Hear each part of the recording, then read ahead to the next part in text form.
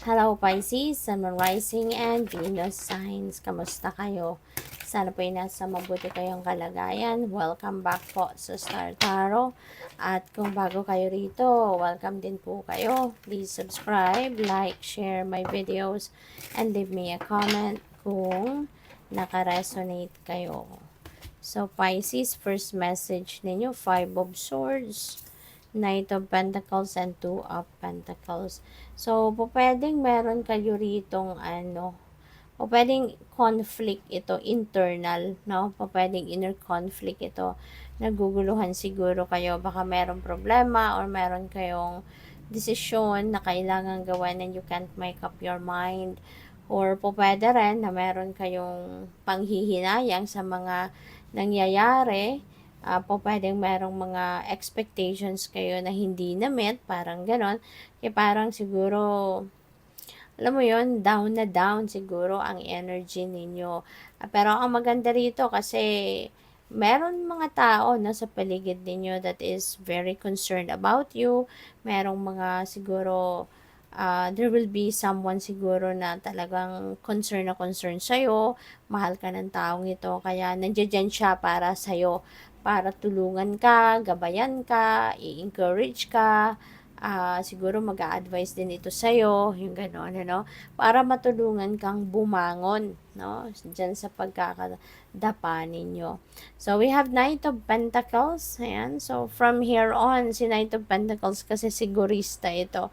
So, from here on, siguro marami ka na din matututunan or marami ka nang natutunan sa buhay sa mga, alam mo yun, mga previous na nangyari or mga nangyayari sa buhay mo, and the learnings, no, that you have gained from that, siguro ngayon yan ang i-a-apply mo na sa buhay mo.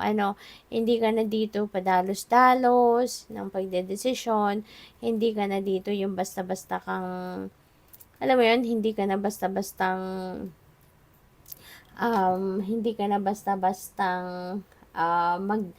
you're not going to jump into something right away na hindi ninyo pinag-isipan at pinagplanuhan, no? Kahit maganda ang offer, hindi ka magpapadala, no, sa napakaganda sigurong mga pananalita ng mga nag-o-offer sa'yo. Kasi baka in the past nabudol ka na kaya natuto ka na ngayon, no? Talagang ikaw mismo kailangan mong i-verify na legit, no, ang papasukin mo, parang ganon. So, we also have the 2 of Pentacles. Ayan, there could be various options dito na po pwedeng pagpipilian kayo or maaaring meron kayo ritong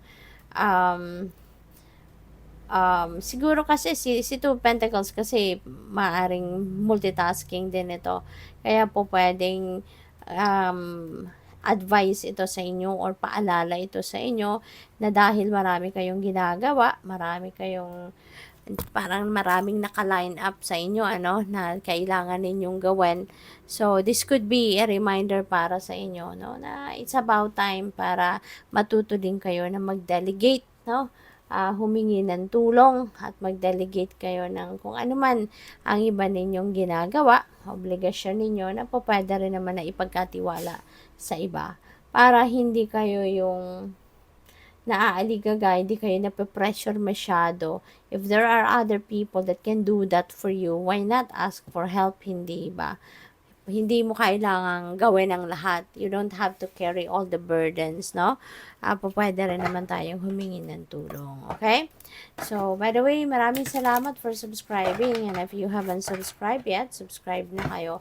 At saka maraming salamat din, for not skipping the ads. Malaking bagay po yan sa akin. And also, join the membership, no? Kung gusto po ninyo, click nyo lang yung join button sa baba ng video. Salamat po. So, we have Moss Agate, Positivity, Change. So, this is really beautiful kasi you will be surrounded with positive energy. At meron tayong sun. So, definitely magliliwanag ang lahat. Magiging peaceful ang lahat. Magiging maayos. Magkakaroon kayo ng linaw sa inyong isipan, clarity, yung ganon. So, kung may mga bagay kayo na nalalabuan kayo, that's going to change. Yung inner conflict na to, mababalot na kayo ng sun, 'di ba? Magliliwanag na ang isip mo. Kaya babangon ka na dyan for sure at maaring sa tulong ng kung sino man ito na maaring mag-a-advise sa'yo, maaring magsasuggest sa'yo ng kung ano man. Malaking tulong yan, at baka siya din yung isa sa mga key kung bakit ikaw ay makakabangon at makakatayo uli dyan sa inyong pagkakadapa. 'Di ba? So, things are going to change and positivity is going to surround you. 'Di ba? Kaya magiging maganda ang disposition mo. Your strength will be back. 'Di ba? Yung happiness and joy and comfort in life, lahat ng 'yan ay maaaring mo ma-experience from here on. At saka merong healing energy, na dadating sa inyo. Kaya kung anumang klase, ang kunyari mga discomfort, anumang klaseng mga problema, anumang klaseng mga difficulty ang maaaring na-experience ninyo, rest assured that that will be healed. Kasi healing energy from the divine is coming towards you at that is going to heal, whatever it is that you are feeling. Alright? Na hindi maganda or hindi paborable para sa'yo. Okay? So, this is also the perfect time, that you are going to definitely embrace peace, tranquility, 'di ba? Makakaramdam na kayo ng kapayapaan finally. Mararamdaman niyo na din yung tranquility, yung serenity, and maybe because, 'di ba? Siguro you were able to do grounding. Kaya kumbaga makakabalik na kayo sa sentrong muli, makakabalik na kayo sa sentro ninyo, makakabalik na kayo sa concentration ninyo kasi nga, 'di ba, you were able to ground yourself. At malaking tulong kasi, when you are grounding yourself, malaking tulong 'yon. Kasi, kumbaga, nakakabalik kayo sa sentro, nakakalibrate nyong muli ang sarili ninyo.